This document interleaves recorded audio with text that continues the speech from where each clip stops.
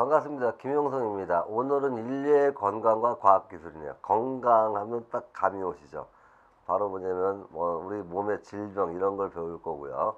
그 다음에는 건강하다는 얘기는 뭘 잘 먹어야죠. 그러니까 뭔가 좋은 거, 식량자원 이런 걸 배웁니다. 오늘 할 부분은 이제 작물 생산인데요. 작물을 생산할 때 우리 집에는 옛날은 뭘 사용했냐면은 퇴비를 사용했죠. 비료로. 퇴비는 뭐냐면은 바로 자연적이죠. 인공 비료가 아닙니다. 자연적 생산이에요. 근데 문제점들이 가끔 나타납니다. 퇴비 같은 건 기생충 같은 것도 있을 수 있고. 그리고 작물을 생산할 때 그 생산량이 저하가 되었어요. 그동안은. 저하가 됐는데 다시 한번 새로운 융합 기술이 발달하면서 혹은 유전자 기술이 발달하면서 좀 더 생산량을 증가시키는 식물을 만들고, 또 하나 가장 중요한 게 질소 비료의 발견입니다. 질소 비료를 만들는 합성이죠. 질소 비료를 합성하면서 바로 뭐냐면 천연 비료가 아니라 합성 비료를 사용하면서 생산량이 증가됩니다. 질소 비료를 만드는 사람이 이제 독일 과학자 하버입니다. 하버 보시법이라 그러는데, 어쨌든 간에 질소 비료가 나오면서 바로 생산량 증대로 수확량이 증가합니다. 그 인류의 식량 문제를 해결하는데 굉장히 기여를 했습니다. 그래서 노벨상을 탔거든요. 물론 2차 세계대전 때 독일을 위해서 이제 세균을 만들어 가지고 좀 문제가 되긴 했지만은, 어쨌든 간에 화학 비료의 등장으로 생산량이 증대했다. 이게 가장 중요한 거예요. 생산량 증대. 그러면 뭐 때문에, 어떤 비료 때문에 그러냐? 바로 뭐냐면 질소 비료죠. 질소 비료. 질소 비료를 왜 만들기 힘들었냐 이거예요. 질소는 자연 상태에서 공기 중에 이게 질소 분자인데 삼중결합합니다. 그래서 굉장히 안정해요. 끊기가 힘듭니다. 그래서 질소 자체를 바로 식물이 이용하지 못해요. 그럼 질소를 왜 이용할까요? 바로 단백질입니다. 단백질은 CHON이라고 했죠. CHON. 이게 단백질이에요. 단백질을 합성하기 위해서는 질소가 필요합니다. 그냥 못 이용해요. 못 이용하니까 그동안은 어떻게 이용했냐면 이온 상태. 바로 뭐냐면 세균에 의해서 지금 뿌리옥 박테리아든지 질소 고정 세균에 의해 가지고 바로 암모늄 이온이라든지 질산 이온 형태로 바꿔줘야지 우리가 이용할 수 있는 거예요. 그냥 질소를 이용 못합니다. 근데 바로 여기서 얘기했던 거, 뿌리옥 박테리아나 질화세균, 즉 질소 고정 세균들은 모든 식물에 다 있는 게 아닙니다. 그래서 생산량에 한계가 있었어요. 근데 화학적으로 만들면서 우리가 생산량이 증가됐다 이거예요. 자, 그럼 비료 보겠습니다. 1번, 농작물의 생장을 촉진하기 위해 토양에 인위적으로 공급해주는 영양분, 이거예요. 영양분. 농작물의 수확량이 증가된다 이거죠. 그러면은 이거는 시험 문제 안 나옵니다만 식물한테 꼭 필요한 10대 원소가 있습니다. 식물한테 필요한 10대 원소가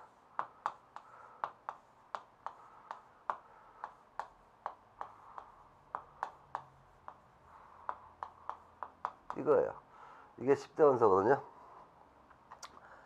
식물한테 꼭 필요한 10대 원소인데, 이것까지는 우리가 쉽게 얻습니다. 이산화탄소가 물이니까. 이거 시험 문제 나오는 거 아닙니다. 그냥 보시라고 하는 거예요. 보시라고. 근데 이런 무기물들은 뭐냐면 이제 이온 상태에서 우리가 흡수하겠죠. 이제 문제는 얘라는 거예요. 얘하고 얘 이런 것들이에요. 이게 좀 문제라는 겁니다. 이런 걸 이제 자연적으로 만들어지지 못하니까 인공적으로 준다는 얘기예요. 그래서 이제 요거는 이제 제가 이제 학생들한테 가르칠 때는 좀 쉽게 배우는 방법으로 이런 식으로 얘기해요. 이렇게 촌스럽게 피부가 까맣지 이거 누구 비하하는 바는 절대 아닙니다. 어쨌든 여러분은 이런 게 중요한 게 아니고, 질소가 바로 뭐라고요? 그 상태로 이용 못하니까 비료를 만들어 가지고 생산량이 증가됐네, 이렇게 하시면 됩니다. 자, 인산 비료 볼게요. 인산이라는 건요, 결과적으로 DNA 들어있습니다. DNA 구성물질입니다. DNA 구성물질, 인산, 당, 염기로 되어 있다겠죠. 그래서 인을 공급시키기 위해서 인산 비료가 필요합니다. 인산 칼슘을 황산으로 처리해 가지고 토양에 녹아 들어갈 때 비료를 생산한다 이렇게 되는데, 그 정도는 그냥 넘어가시고요. 인산 비료, 인산기는 뉴클레오타이드, 핵산, DNA 구성물질이구나, 이 정도 기억하시고요. 자, 질소 비료, 아까 얘기했죠. 단백질과 핵산도 마찬가지 들어갑니다.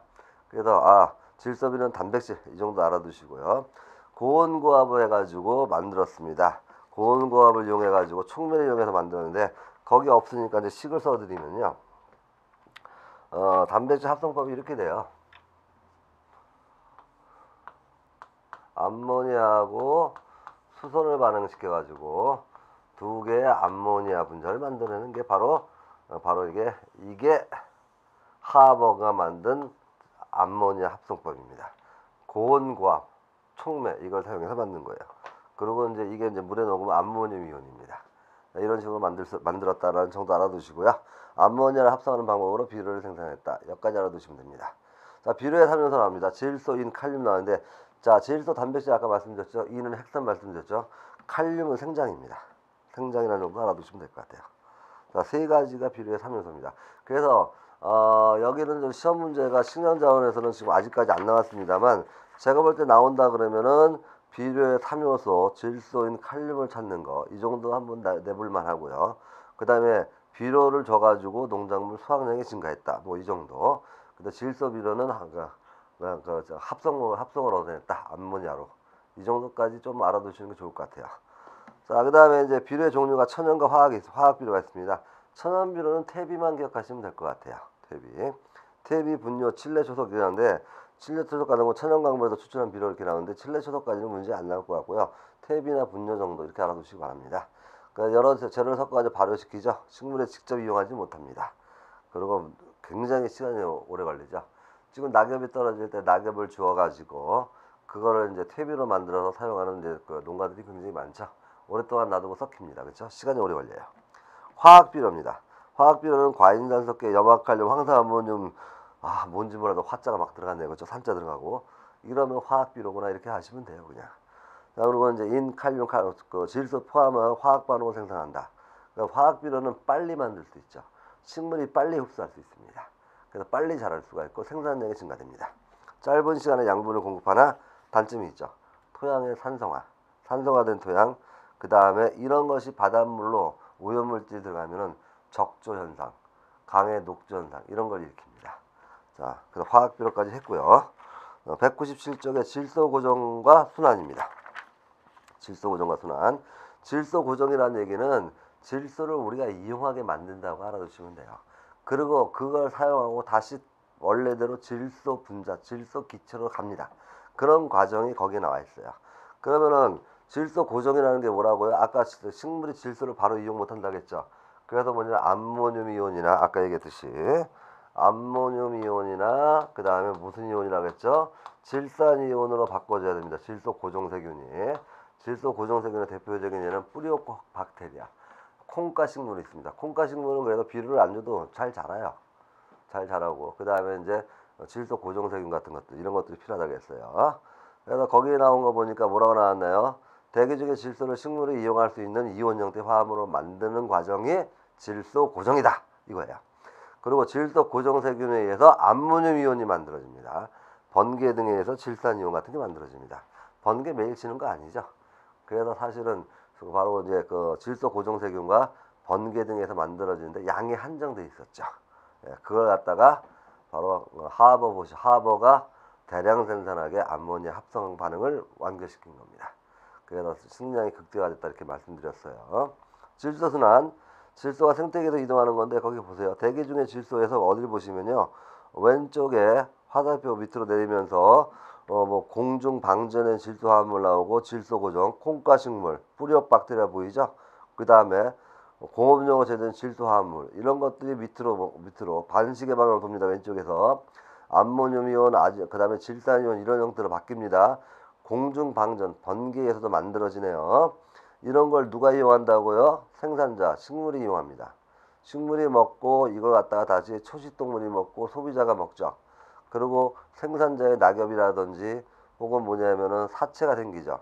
사체가 생기면 분해자 혹은 탈질소 세균에 의해 가지고 다시 질소를 공중으로 내보내는 겁니다. 이게 질소 순환이에요. 돌고 돈다는 뜻입니다. 그냥. 그럼 여러분이 여기서 조금 유심하게 잘 봐두실 부분이 뿌리옥 박테리아에서 암모늄 이온, 그 다음에 공중 방전에서 질산 이온, 이 형태로 식물 생산자가 이용하는구나. 이걸 소비자, 1차 소비자, 그 다음에 초식동물이죠. 그 다음에 2차, 3차 소비자들이 이용하고 4체 이런 것들이 다시 누구에 의해서 탈질소 세균에 의해 가지고 질소로 돌아가는구나. 이 정도까지만 눈으로 보시면 됩니다. 자, 이제 어딜 들어가냐면은 육종을 들어가겠습니다. 육종인데요. 육종은 전통적 육종 방법과 그 다음에 현대적 바로 뭐냐면 유전공학을 기술을 이용한 육종이 있습니다. 그럼 어떤 육종의 의미가 뭐냐 이거죠. 육종이라는 건 결과적으로 뭐냐면요, 농작물이나 가축 우리가 많이 얻을 수 있는 겁니다.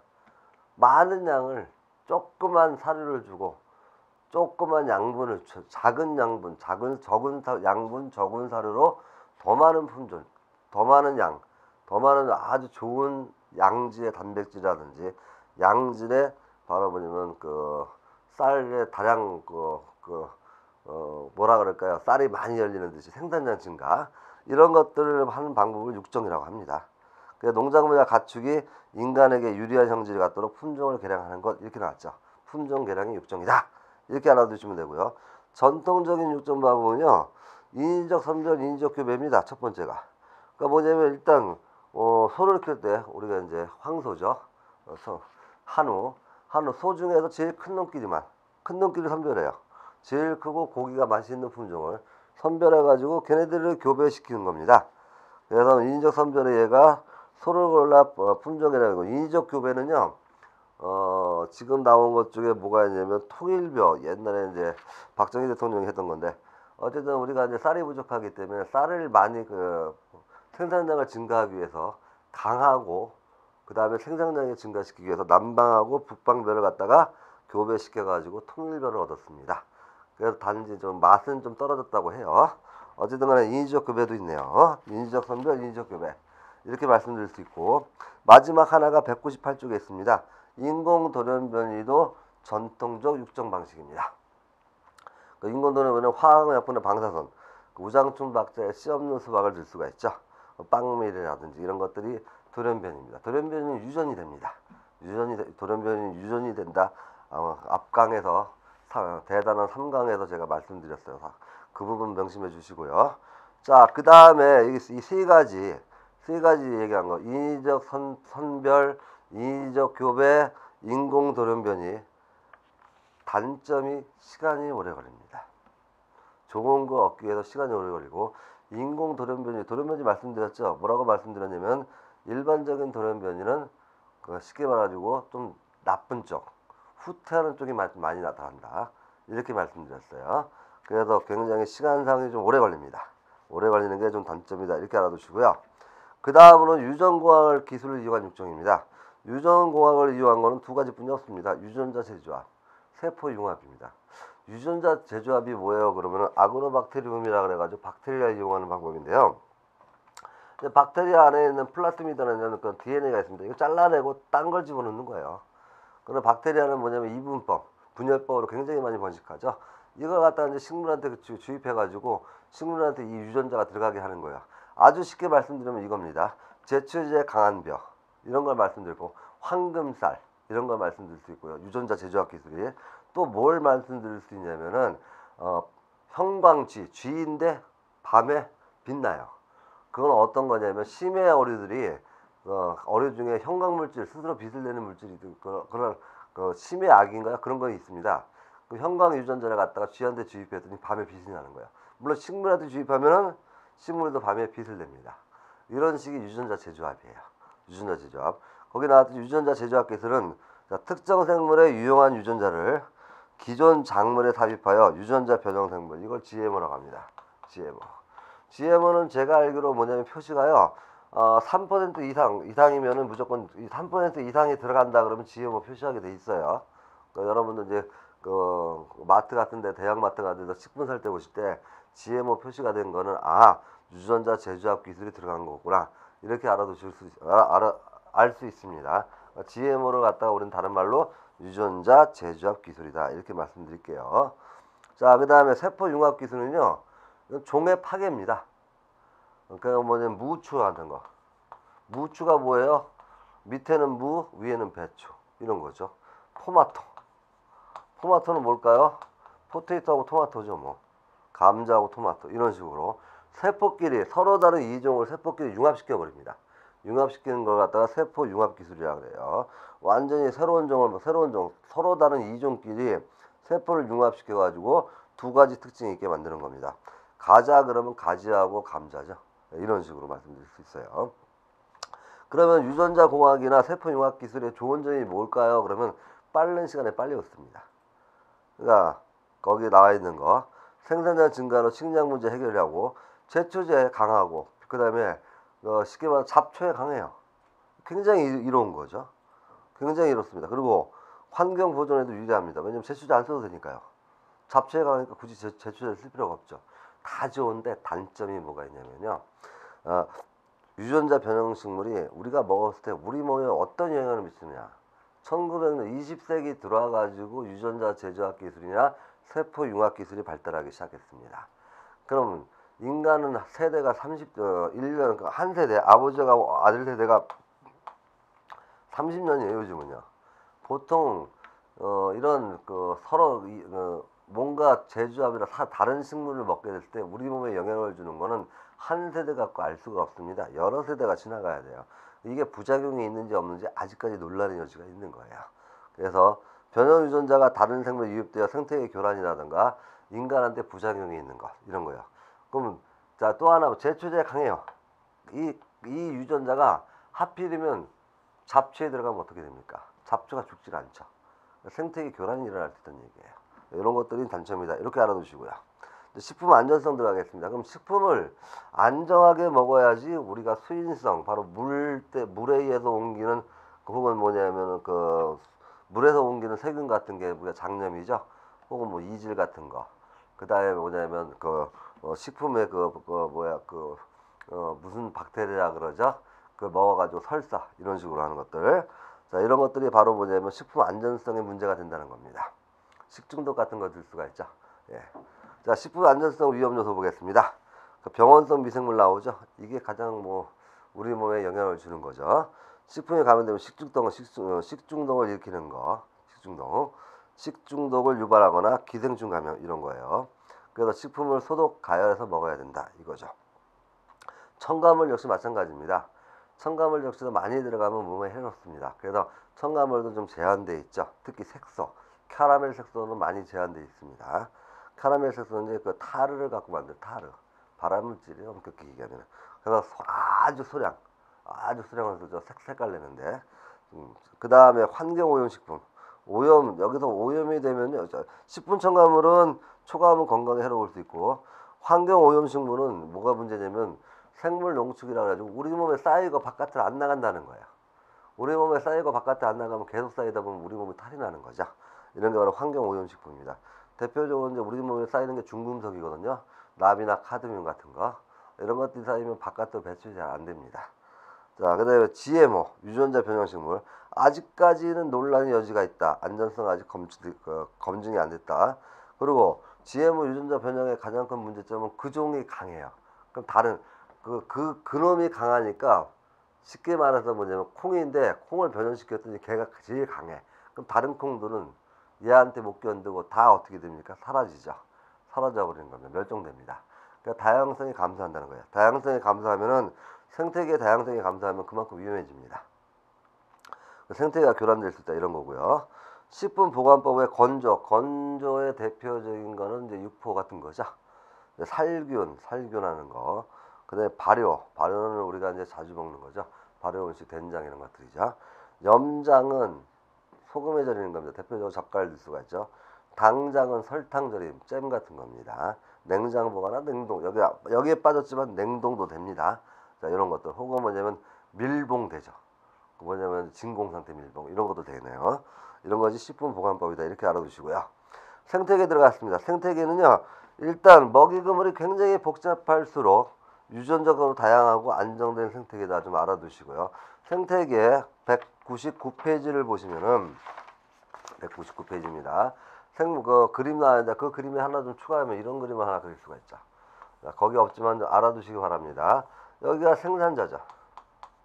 생산자.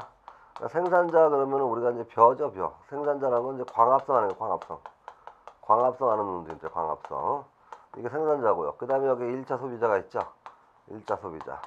1차 소비자가 바로 뭐냐면 초식동물이죠, 초식동물. 그 다음에 2차, 그쵸? 그 다음에 뭐 3차, 혹은 3차, 우리가 이제 최종이라고도 하죠, 최종. 최종 소비자, 이렇게 얘기도 합니다. 자, 이런 것도 이렇게 돼 있어요. 얘네들은 뭐냐면은 초식이 아니라 육식이죠. 육식. 여기에 이제 하나 더 들어가는 게 분해자가 들어갑니다. 분해자. 분해자 같은 거는 우리가 세균 같은 걸 넣을 수가 있죠. 이게 바로 뭐냐면 이렇게 피라미드 형태가 돼야지 안정하다 이거예요. 피라미드 형태가 돼야 안정하다. 그리고 또 하나 생물의 종류나 개체 수가 일정하게 유지되는 게 좋다는 거예요. 한쪽이 갑자기 늘면 이상한 현상이 일어납니다.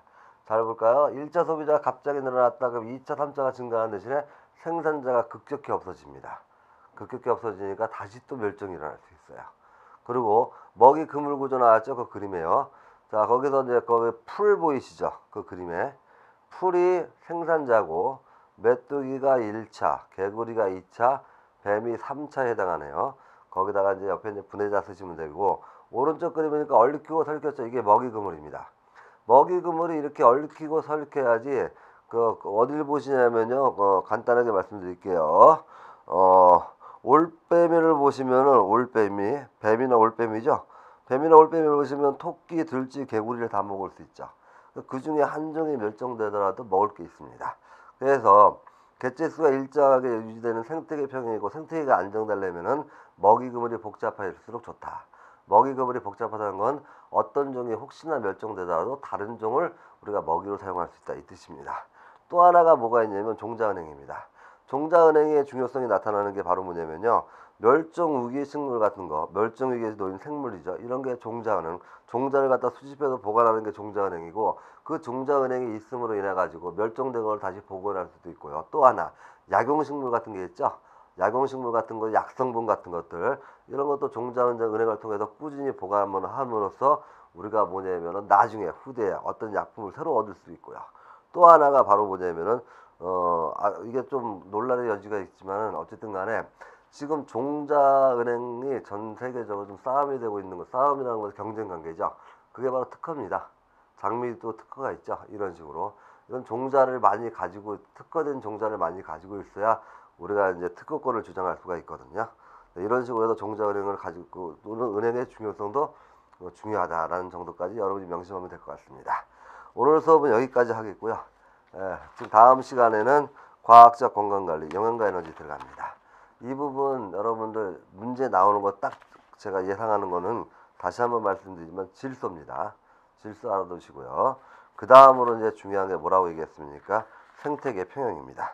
그 다음에 육종에서는 뭐가 나올 거냐면 전통 육종하고 그 다음에 바로 두 번째 유전공학. 유전공학은 두 가지라 했죠. 유전자 재조합, 세포융합. 이 정도까지 여러분이 정리하시면 될 것 같습니다. 감사합니다. 다음 시간에 뵙겠습니다.